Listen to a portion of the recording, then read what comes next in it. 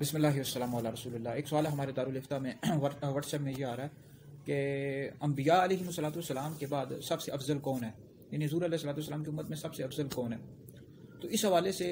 فضائل الخلفاء ابی نعیم میں ایک روایت موجود ہے، عرض کرتا ہوں۔ حضرت سیدنا ابو دردہ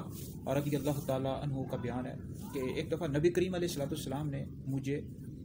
حضرت سیدنا ابو بکر صدیق رضی اللہ تعالیٰ عنہ سے آگے چلتے ہوئے دیکھا، تو ارشاد فرمایا کہ تم اس بندے سے آگے چل رہے ہو جو تم سے بہتر ہے، اور ارشاد فرمایا کہ ابو بکر سے بہتر، یعنی ابو بکر سے افضل کسی بندے پر نہ ہی سورج طلوع ہوا اور نہ ہی غروب ہوا۔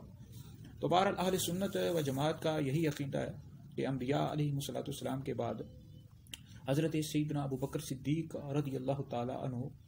سب سے افضل ہیں، پھر اس کے بعد حضرت عمر، پھر حضرت عثمان، پھر حضرت علی رضوان اللہ تعالیٰ علیہم اجمعین۔ یہی اہل سنت و جماعت کا عقیدہ اور یہی ہمارے عقائد کی کتابوں میں بھی لکھا ہوا ہے، اور اس طرح اور بھی بے شمار روایات موجود ہیں۔ حضرت سیدنا ابو بکر صدیق رضی اللہ تعالیٰ عنہ کی افضلیت پر روایات موجود ہیں، ہمارے ائمہ کے اقوال موجود ہیں کہ انبیاء علیہ الصلوۃ والسلام کے بعد اور اس امت میں